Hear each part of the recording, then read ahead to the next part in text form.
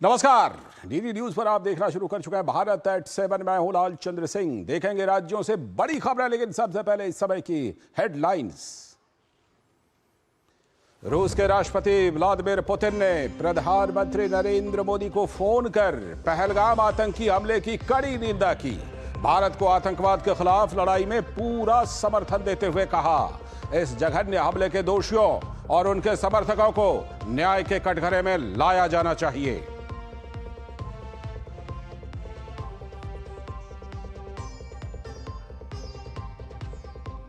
पाकिस्तान को आर्थिक झटका देने की तैयारी में भारत। एशियाई विकास बैंक यानी एडीबी से पाकिस्तान को वित्तीय सहायता देने से रोकने के लिए कूटनीतिक प्रयास किए तेज। सूत्रों के मुताबिक वित्त मंत्री निर्मला सीतारमण ने मिलान में एडीबी प्रमुख से बैठक में उठाया यह मुद्दा।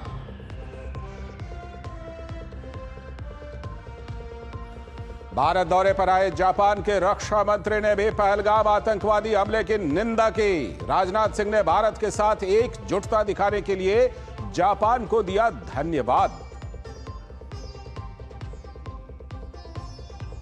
पहलगाम आतंकी हमले के बाद पाकिस्तान को भारत का एक और सख्त संदेश। बने बगलिहार और सलाल बांध के सभी गेट बंद कर नदी का बहाव रोका।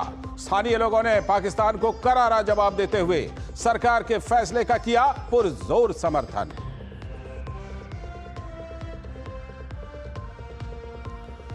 और समय रैना सहित 4 कॉमेडियनों को सुप्रीम कोर्ट का नोटिस। दिव्यांगजनों पर की गई आपत्तिजनक टिप्पणियों को लेकर सुप्रीम कोर्ट ने मुंबई पुलिस कमिश्नर को दिया 4 कॉमेडियनों को अदालत में पेश करने के निर्देश।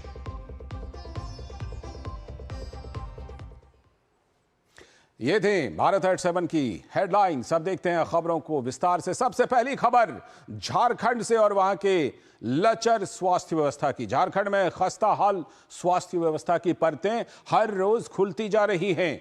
सरकारी दावों के इतर जमशेदपुर के सबसे बड़े सरकारी अस्पताल में 2 दिनों में 2 हादसों ने अस्पतालों के जर्जर भवनों की पोल खोलकर रख दी है। तो देखिए झारखंड से यह ग्राउंड रिपोर्ट। झारखंड में स्वास्थ्य व्यवस्था का हाल बेहाल, खुल रही बदहाली की परतें। कई सरकारी अस्पताल जर्जर, खतरे के साए में मरीजों का हो रहा है इलाज। मरीजों का इलाज करने वाले अस्पताल खुद बीमार। जमशेदपुर के एमजीएम अस्पताल में 2 दिन में लगातार 2 हादसे। छत गिरने से 3 की मौत, ओटी की प्लास्टर गिरने से डॉक्टर भी घायल। झारखंड में सरकारी अस्पताल मरीजों के लिए जीवनदायिनी नहीं बल्कि जानलेवा साबित हो रहे हैं। जमशेदपुर का एमजीएम अस्पताल तो बानगी मात्र है। रांची स्थित राज्य का सबसे बड़ा अस्पताल रिम्स भी हादसों को दावत दे रहा है। यह है जमशेदपुर का सबसे बड़ा सरकारी अस्पताल एमजीएम, जिसके जिम्मे कोल्हान जैसे बड़े क्षेत्र के लोगों को सेहतमंद रखने की जिम्मेदारी है, लेकिन यह खुद बीमार नजर आ रहा है। यहाँ एक के बाद एक 2 हादसों ने इस अस्पताल के जर्जर भवन की पोल खोलकर रख दी है। यहाँ छत कहर बनकर गिरी, जिससे 3 लोगों की मौत हो गई जबकि कई घायल हो गए। अस्पताल में डॉक्टरों से इलाज कराने पहुंचे लोगों की जान बचाने के लिए एनडीआरएफ को मोर्चा संभालना पड़ा। बाहर बैठी हुई है, उनको देखने वाला कोई नहीं है। एक तरफ जो घटना हुई है वो तो हुई है, बट बाहर भी उस तरह से फिर फैसिलिटेट डॉक्टरों को करना चाहिए, जो नहीं दिख पा रहा है। राज्य में खस्ताहाल स्वास्थ्य व्यवस्था की धीरे धीरे परतें खुल रही है। एमजीएम अस्पताल में दूसरे दिन भी हादसा हुआ। प्रसूति विभाग के ऑपरेशन थिएटर के छत का प्लास्टर टूटकर गिरने से वहां मौजूद एक महिला चिकित्सक घायल हो गई। जर्जर भवन की वजह से अब मरीजों को यहां से दूसरे अस्पतालों में भेजा जा रहा है। घटना के बाद स्वास्थ्य मंत्री ने अस्पताल का जायजा लिया, मुआवजे का ऐलान किया और दोषियों पर सख्त कार्रवाई की बात कही। मैं गया वहाँ पर विजिट किया, देखा, मैंने पाया कि बिल्डिंग नहीं गिरा है, छज्जा जो है गिर गया। जाके मुख्यमंत्री जी के निर्देश पर 5-5 लाख रुपया, 50-50 हजार रुपये का जो घायल लोग थे उनको देने का काम किया हम लोगों ने। जो भी दोषी होगा उस पर हम कार्रवाई करेंगे। इस हादसे के बाद राज्य सरकार विपक्ष के निशाने पर है। प्रदेश भाजपा अध्यक्ष बाबूलाल मरांडी ने घटना पर दुख जताते हुए मामले की उच्च स्तरीय जांच की मांग की है। उधर जमशेदपुर पूर्वी की विधायक पूर्णिमा साहू और जमशेदपुर पश्चिम के विधायक सरयू राय ने भी अस्पताल का भ्रमण कर हादसे की जानकारी ली और व्यवस्थाओं को लेकर सरकार को जमकर कोसा। एमजीएम अस्पताल की व्यवस्था की पोल खोल दिया है 8-10 वर्षों से हम लोग जब भी दौरा करते थे हमेशा ही शिकायत करते थे कि ये भवन इसका जर्जर है। हर बार यहाँ से जो रिपोर्ट जाती है वो सरकार में जाके थम जाती है, साल 2 साल 3 साल लगता है। अभी तो स्वास्थ्य मंत्री साहब जो है यहाँ विजिट करके गए हुए थे, क्या उन्हें ये जर्जर भवन नहीं दिखाई पड़ा था? सिर्फ यहाँ के मंत्री जो है बोलने पर अपना पूरा ध्यान लगाते हैं, काम कोई करना नहीं चाह रहा। ऐसा नहीं है कि जमशेदपुर का एमजीएम अस्पताल ही ऐसा है। रांची स्थित राज्य के सबसे बड़े रिम्स का भी कमोबेश यही हाल है, जो रखरखाव के अभाव में हादसों को दावत दे रहा है। हालिया घटनाओं से साफ लगता है कि झारखंड में अस्पताल खुद बीमार है, जिन्हें खुद सर्जरी की जरूरत है। समय रहते अगर इस ओर ध्यान नहीं दिया गया तो मरीजों की रक्षा के लिए बने ये मंदिर मरीजों के लिए यूं ही काल बनते रहेंगे। जिम्मेदारों को इस ओर ध्यान देने की जरूरत है ताकि असमय लोगों के घरों के चिराग ना बुझे। डीडी न्यूज के लिए राजेश कुमार लाल दास और विकास के साथ मैं दिवाकर कुमार। और अब एक खबर राजस्थान से। भारत पाक अंतर्राष्ट्रीय सीमा के पास बसे बाड़मेर जिले के अकली गांव में नर्मदा का नीर पहुंचने के साथ ग्रामीणों का सपना साकार हो गया है। अब तक आमजन खारा पानी पीने को मजबूर थे, तो वहीं पानी के अभाव में इन सरहदी गांवों में लोग रिश्तेदारी करने से भी कतराते थे। बाड़मेर के सरहदी इलाके तक पहुंचा नर्मदा का पानी। आजादी के बाद पहली बार ग्रामीणों का सपना हुआ साकार। दशकों के लंबे इंतजार के बाद पहली बार नर्मदा का मीठा पानी पहुंचा अकली गांव। सूखे पानी की कमी और अकाल की वजह से पहचाने जाने वाले क्षेत्र के लिए ऐतिहासिक पहल। बाड़मेर जिले के सरहदी अकली गांव में जब किसी रिश्तेदार की बात होती तो पानी के अभाव में अक्सर मनाही मिलती थी। हालांकि स्थानीय लोग कई किलोमीटर दूर से खारा पानी लाकर अपना गुजारा चलाते थे। उनके लिए मीठा पानी एक सपना था। अब बरसों बाद इस गांव के हर घर में नल से नर्मदा का नीर पहुंचा है और इस गांव के लोग बेहद खुश हैं कि उनकी बरसों की समस्या का स्थायी समाधान हो चुका है। भारत पाकिस्तान की अंतर्राष्ट्रीय सीमा पर बसा अकली बाड़मेर जिले का आखिरी गांव है। इस गांव के बाशिंदों ने पानी की कमी और पेयजल के लिए लंबा संघर्ष देखा है और यह संघर्ष कई बार इनके यहाँ रिश्तेदारी में भी सबसे बड़ी अड़चन रहता था। अकली गांव के बुजुर्ग बताते हैं कि जब भी रिश्ते की बात करने जाते थे तो साफ इनकार मिलता था। लोग कहते हैं कि जिस गांव में पीने का पानी नहीं है वहां अपनी बेटी कैसे दे। पहले तो स्थिति थोड़ी कम थी, अब तो धीरे धीरे होती होती बनेगी। कोई भी चीज बनाते हैं एकदम नहीं बनती, धीरे धीरे सब कुछ होता है। और अब पानी की व्यवस्था धीरे धीरे अच्छी हो रही है और उम्मीद है कि अच्छी आगे होगी। खुशी हुई है, कम से कम पानी पीने के लिए तो मिला। ठीक है, उसके बाद में कपड़े धोना या मवेशी के लिए हमारे लिए बहुत दिक्कत थी। कुओं में खींच कर पानी भरना पड़ता था। औरतें वगैरह सभी रस्सियां खींच कर पानी पिलाती थी मवेशी को। लेकिन अब ये समस्या तो मिट गई, कम से कम मवेशी को पानी पिला सकते हैं। अकली गांव नर्मदा नहर आधारित पेयजल परियोजना के अंतिम छोर से जुड़ा गांव है। बाड़मेर जन स्वास्थ्य अभियांत्रिकी विभाग के अधीक्षक अभियंता हजारी राम बालवा बताते हैं कि जल जीवन मिशन के तहत देश की आजादी के बाद पहली बार इस गांव में हर घर नल से नर्मदा का पानी पहुंचा है। उनके मुताबिक बाड़मेर जिले के सरहदी और दूरस्थ गांव में जलापूर्ति सुनिश्चित करने के प्रयास किए जा रहे हैं। वहाँ पहले जो पानी था वो खारा था। नर्मदा का पानी पहुंचने से लोगों की जीवन शैली में बदलाव आया है और मीठा पानी है तो बहुत अच्छी उनके लिए खुशी की बात है, हमारे लिए भी बहुत बड़ा ये अचीवमेंट है। गुजरात में बहने वाली नर्मदा नदी का नीर बाड़मेर के सरहदी इलाके अकली गांव तक पहुंच गया है। दशकों के लंबे इंतजार के बाद पहली बार नर्मदा का मीठा पानी अकली गांव तक पहुंचा है। सूखे पानी की कमी और अकाल की वजह से देश भर में पहचाने जाने वाले इस क्षेत्र में नर्मदा का पानी पहुंचाना ऐतिहासिक पहल है। भारत पाकिस्तान के सरहदी गांव बाड़मेर के अकली में बरसों पुरानी समस्या का समाधान आखिरकार हो ही गया। जल जीवन मिशन के तहत यहां नर्मदा का नीर पहुंचाया गया तो लोगों की बरसों पुरानी समस्या का सपना साकार होने जैसा समाधान यहां पर हुआ। कैमरा पर्सन राकेश पटेल के साथ महेश दाधीच, डीडी न्यूज। और अब अगली खबर छत्तीसगढ़ से, जहां भीषण गर्मी का असर सिर्फ इंसानों पर ही नहीं बल्कि जानवरों पर भी पड़ रहा है। देश के सबसे अधिक व्हाइट टाइगर वाले छत्तीसगढ़ के दुर्ग के मैत्री बाग में गर्मी से जानवरों को राहत दिलाने के लिए विशेष इंतजाम भी किए गए हैं। देखिए छत्तीसगढ़ से हमारे संवाददाता सोमेश पटेल की ये रिपोर्ट। छत्तीसगढ़ में व्हाइट टाइगर्स का गढ़ बना दुर्ग का मैत्री बाग। दुर्ग के मैत्री बाग जू में व्हाइट टाइगर का बढ़ता जा रहा है कुनबा। देश के सबसे अधिक व्हाइट टाइगर वाले जू में दुर्ग का मैत्री बाग शुमार। मैत्री बाग चिड़ियाघर से देश के अन्य चिड़ियाघरों में भेजे गए हैं सफेद बाघ। भारत और रूस की मित्रता के प्रतीक के तौर पर हुई थी मैत्री बाग की स्थापना। मैत्री बाग जू में गर्मी से जानवरों को राहत देने के लिए किए जा रहे हैं विशेष उपाय। छत्तीसगढ़ में इन दिनों गर्मी अपने चरम पर है। सूरज की तपिश ने इंसानों के साथ साथ जानवरों को भी बेहाल कर दिया है। दुर्ग जिले के भिलाई स्थित प्रसिद्ध मैत्री बाग जू के जानवर भी इस झुलसती गर्मी से परेशान हैं। लेकिन अब इस भीषण गर्मी में यहां रहने वाले जानवरों के लिए जू प्रशासन ने खास इंतजाम किए हैं। सिंहों और बाघों के बाड़ों में कूलर और स्प्रिंकलर लगाए गए हैं ताकि तापमान को नियंत्रित रखा जा सके। बंदरों को मौसमी फल और ठंडी चीजें दी जा रही हैं। वहीं हाथियों के लिए रोजाना ठंडे पानी से स्नान की व्यवस्था की गई है। भिलाई के इस्पात संयंत्र के अधीन बना मैत्री बाग भारत और रूस की मित्रता के प्रतीक के तौर पर स्थापित किया गया है। मैत्री बाग इस क्षेत्र का सबसे बड़ा चिड़ियाघर है।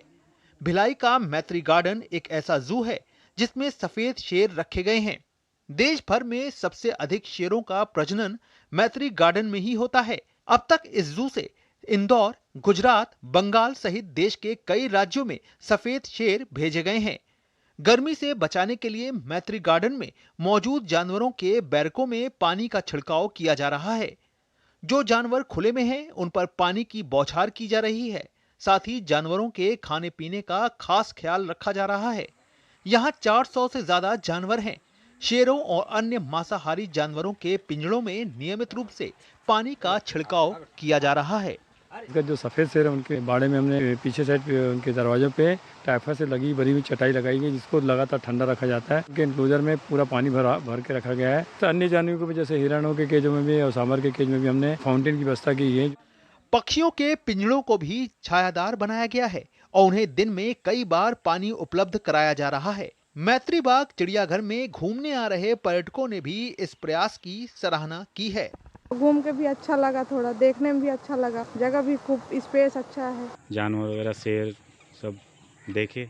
गर्मी में जानवरों के लिए यहाँ पानी वगैरह सब लगा रखे हैं। चारों तरफ पानी का छिड़काव किया जाए, हरे भरे हो गए सारे घास पौधे सभी अच्छे हैं। यहाँ पर लोग गर्मियों में घूमने आते हैं और हम लोग आए हैं, अभी पूरा घूमे हैं, बहुत अच्छा लगा, यहाँ का माहौल अच्छा है। गौरतलब है कि भिलाई का मैत्री बाग देश में अपनी अलग पहचान रखता है और सफेद शेरों को देखने के लिए दूर दूर से पर्यटक यहाँ आते हैं। इन दिनों सूरज की तपिश ने इंसानों के साथ साथ जानवरों को भी बेहाल कर दिया है। भीषण गर्मी में जानवरों को देखभाल के लिए मैत्री बाग प्रशासन की ये कोशिशें काबिले तारीफ है। ऐसे में जब हर जीव जीवन के लिए संघर्ष कर रहा है तो ये पहल एक सकारात्मक उदाहरण पेश करती है। अपने सहयोगी मोहम्मद फारूक के साथ सोमेश पटेल, डीडी न्यूज, छत्तीसगढ़। आगे देखेंगे कुछ और राज्यों से कुछ और बड़ी खबरें। फिलहाल समय आ गया एक ब्रेक का। शादी का किचन महके जहां, गोल्डी किचन किंग मसाले हो वहां। गोल्डी लाई है फ्रेश लॉक टेक्नोलॉजी जो रखे मसालों को हर समय फ्रेश। क्या हो गया भाई? भैया आपसे सीखकर म्यूचुअल फंड्स में SIP शुरू की थी, लेकिन कभी कभी अपडेट्स देखकर मेरा मन भटकने लगता है। सुन, ये लिफ्ट जब ऊपर नीचे जाती है तो तू निकल जाता है। नहीं भैया, यही तो सही मंजिल तक ले जाती है। तो बस म्यूचुअल फंड्स का भी यही है, डटे रहेगा तो तू भी अपने सपनों के पास पहुंच सकता है। हाँ, बिल्कुल आपकी तरह। सही है। म्यूचुअल फंड निवेश बाजार जोखिमों के अधीन है। योजना से जुड़े सभी दस्तावेजों को ध्यान से पढ़ें। मेरी आंटी आज बड़ी खुश हुई क्योंकि उनके 2.5 लाख रुपए बच गए। उन्होंने ऐसा क्या अच्छा किया? जब धरती चीर कर निकलता है लोहे का पत्थर और मिलता है मोंगिया के जोश से, फिर तपता है, पिघलता है और बनता है फौलाद। अब होता है सरिया सारी खूबियों के साथ, मोंगिया स्टील, मजबूत देश का मजबूत सरिया। जो लक्ष्य चुना था समझ आने लगा है। GLA यूनिवर्सिटी, उच्च लक्ष्य की निश्चित प्राप्ति। जल्दी टिफिन पैक करो। राजू, मोबाइल छोड़ो। अरे दीदी वो बैंक का नंबर चाहिए, रिफंड ही नहीं आया है। मिल गया, अब भी कॉल करता हूँ दीदी। बिना नंबर जांचे? अक्सर जालसाज बैंक की नकली वेबसाइट और फर्जी नंबर से पैसों की धोखाधड़ी करते हैं। तो फिर सही नंबर? बैंक की ऑफिशियल वेबसाइट या तो कार्ड पर। आपने तो बचा लिया दीदी। काम से नहीं। RBI कहता है, सही वित्तीय बर्ताव करे आपका बचाव। स्वागत है। ब्रेक के बाद आप देख रहे हैं भारत एट 7। अब मध्य प्रदेश से खबर, बात एक खास गांव की। मध्य प्रदेश के नरसिंहपुर जिले में स्थित ग्राम बधुवार ने ग्रामवासियों की अच्छी सोच से विकास की एक अनोखी मिसाल पेश की है। यह नरसिंहपुर जिले का एक छोटा सा गांव है, लेकिन यहां के लोगों की सोच और काम बड़े बड़े शहरों को भी हैरान कर सकते हैं। तो देखिए मध्य प्रदेश से हमारे संवाददाता श्रेयस द्विवेदी की यह रिपोर्ट। बघुवार गांव, जहां आत्मा गांव की बस्ती है तो सुविधाएं शहर जैसी हैं। पक्की सड़क और अंडरग्राउंड ड्रेनेज सिस्टम ने गांव की खूबसूरती को लगाए 4 चांद। बघुवार में शिक्षा और स्वच्छता देखकर आप कहेंगे गांव हो तो ऐसा। गांव की दीवारों से मिलता है शिक्षा का ज्ञान। ग्रामीणों ने मिलजुल कर बनाया बघुवार को आदर्श ग्राम। स्वच्छता के मामले में बघुवार आज आदर्श बना हुआ है। यहाँ शिक्षित लोगों ने गांव के विकास का भरपूर सहयोग किया है। खास बात यह है कि यहाँ बेटियों की शिक्षा पर खास ध्यान दिया जा रहा है। सभी ग्रामवासियों ने इसके लिए सहयोग किया है। बेटियों की पढ़ाई में कोई बाधा ना आए, इसलिए उनकी सुरक्षा के प्रबंध किए गए हैं। ज्यादातर मामले गांव की चौपाल पर ही सुलझा लिए जाते हैं। इतना ही नहीं, देश के स्वतंत्र होने के बाद यहाँ पंचायत स्तर के चुनाव भी नहीं हुए हैं। यहाँ लोग मिलजुल कर अपना सरपंच चुनते हैं। पूरा गांव मिलके एक मत होके कोई भी निर्णय लेता है, फिर उस निर्णय को आगे बढ़ाया जाता है और हर कार्य को सफल बनाने में पूरा गांव सहयोग करता है। स्वास्थ्य केंद्र, आंगनबाड़ियां हैं 2-2, और ये जो मानस भवन हमारे यहाँ, ऐसा तो आपको आसपास के 100 गाँव में नहीं मिलेगा। स्वराज की कल्पना को इस गांव की आत्मनिर्भरता पूरा करती हुई दिखाई देती है। वाटर रिचार्जिंग के लिए 3 तालाब बनाए गए हैं, जिसमें आज भी पानी कम नहीं हुआ है। गांव का भूजल स्तर महज 80 से 100 फीट बताया जा रहा है। नरसिंहपुर का बघुवार गांव किसी सपने के गांव से कम नहीं है। जहां सरकार के स्वच्छ भारत अभियान से यहां की स्वच्छता पूरे देश में अलग जगह रही है। पक्की सड़कें और अंडरग्राउंड ड्रेनेज सिस्टम ने गांव की खूबसूरती में 4 चांद लगा दिए हैं। राष्ट्रपति पुरस्कार मिल चुका है इसको पहले, मतलब सुंदरता के बारे में जो यहाँ की वसीयत है, मतलब इतनी सिस्टमेटिक। राष्ट्रपति पुरस्कार से इस आदर्श गांव को सम्मानित किया जा चुका है। पूर्व में यहाँ पर मॉडल प्रशिक्षण केंद्र संचालित था, जहाँ पर देश भर के पंचायत प्रतिनिधि आकर प्रशिक्षण लेते थे। अब एक बार फिर मॉडल प्रशिक्षण केंद्र के लिए केंद्र सरकार द्वारा चयनित किया गया है, जहां देश भर के पंचायत प्रतिनिधि पंचायती राज की अवधारणा के मूल तत्व को समझने बघुवार गांव आएंगे। साथ ही इस गांव में मानस भवन, आदर्श प्रशिक्षण केंद्र, सामुदायिक भवन, महिला पुरुष के लिए अलग अलग सार्वजनिक शौचालय, खुद का विद्युत स्टेशन, वेयर हाउसिंग की व्यवस्था इस गांव को स्वावलंबी और आत्मनिर्भर बनाती है। ग्राम पंचायत भवन है, मानस भवन है, सामुदायिक स्वास्थ्य केंद्र है, अन्य जितनी भी सुविधाएं हैं वो व्यवस्थित हैं। आज भी अगर गांव में जाएंगे तो बहुत ही साफ सुथरा और स्वच्छ वहां का ग्राम है। गांव की दीवारें सामान्य ज्ञान से लेकर स्वास्थ्य संबंधी जानकारी परोसती हुई दिखाई देती है। ये सब मुमकिन हो सका यहाँ के एक शख्स की बदौलत, जो कभी इस गांव के सरपंच तो कभी उप सरपंच रहे। उन्होंने पूरे गांव को एकता के सूत्र में जोड़े रखा। हालांकि गांव के बुजुर्ग आज भी इस गांव की परंपरा और खूबसूरत कामों को सहेजने में जुटे हैं और नई पीढ़ियों को भी यही पाठ सिखा रहे हैं। इस गांव के निवासी प्रतिदिन साफ सफाई की दिनचर्या बनाए रखते हैं, जिससे सड़कें और आसपास का वातावरण साफ रहता है। इस सामूहिक प्रयास ने गांव को स्वच्छता की दिशा में एक प्रतिष्ठित स्थान दिया है। Shreyas Dwivedi, DD news, Madhya Pradesh. तारीफ होनी चाहिए इस गांव की भी और ऐसे ग्रामीणों की भी। अभी वक्त है एक और ब्रेक का। ब्रेक के बाद लौटेंगे तो देखेंगे कुछ और बड़ी खबरें।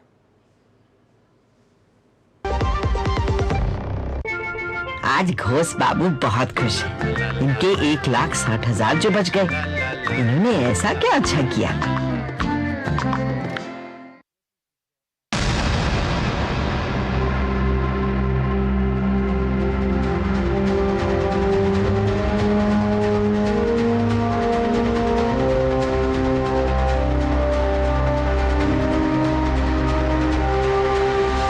नशे का दरवाजा एक बार खुला तो जिंदगी बंद हो जाती है। ये नशे का दरवाजा हमें तोड़ना ही होगा। दरवाजा तोड़ दो। नालसा की डॉन स्कीम है, एक मिशन, एक जंग।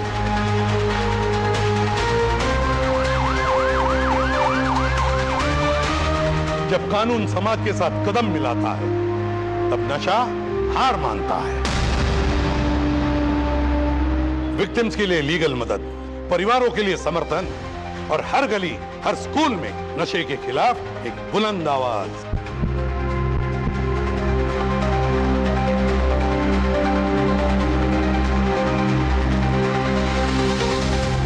तुम मत गिरना, हम हैं यहां। नालसा की डॉन यूनिट के साथ कानून भी, इंसाफ भी और सहारा भी।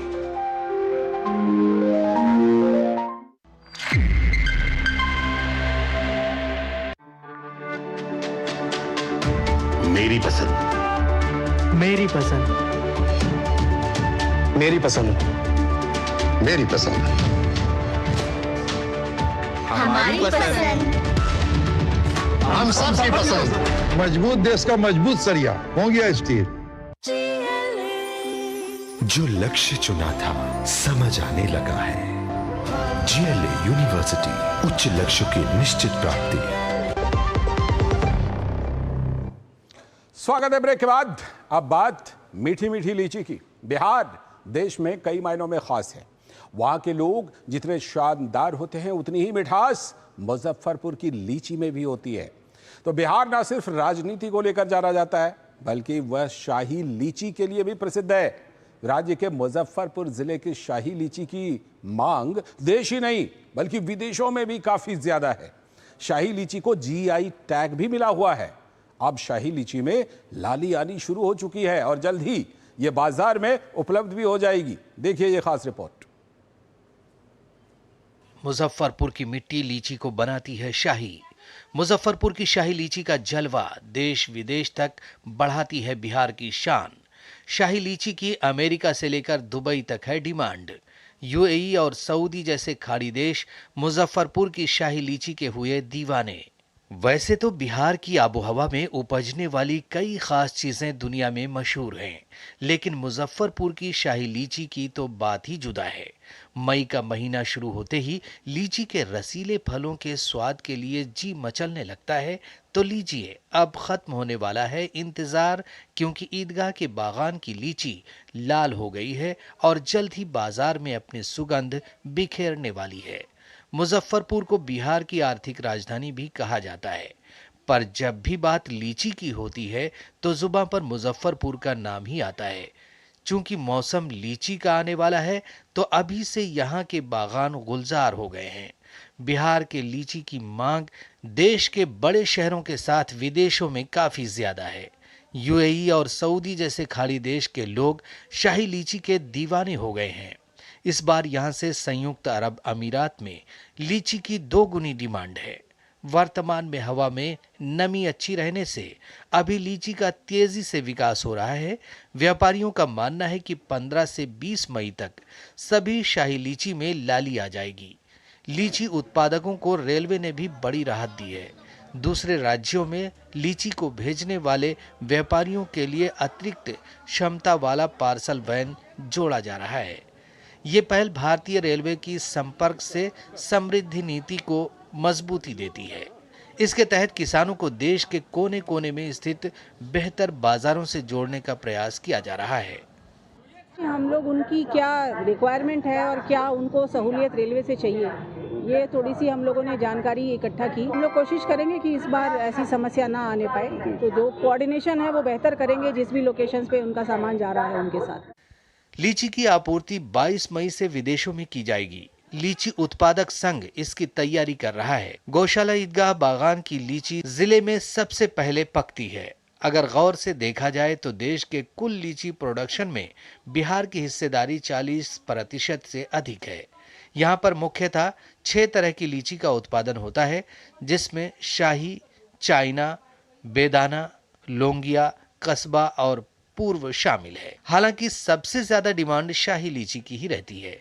व्यापारी बताते हैं कि 10 मई से लीची की तोड़ाई शुरू होगी। इसके बाद दिल्ली, मुंबई समेत के अन्य शहरों के बाजार में उपलब्ध होगा। हालांकि मार्च और अप्रैल के महीने में थोड़ी बारिश हो जाने से फसलों को नुकसान पहुंचा है। ऐसे में समझा जा रहा है कि लीची का स्वाद लेने के लिए आपको ज्यादा पैसे खर्च करने पड़ सकते हैं। मुजफ्फरपुर से अपने सहयोगी संतोष कुमार के साथ डीडी न्यूज के लिए मधुरेश नारायण। तो बस एक हफ्ते में ये मीठा रसीला फल आ जाएगा। आज भारत एट 7 में इतना ही। नमस्कार।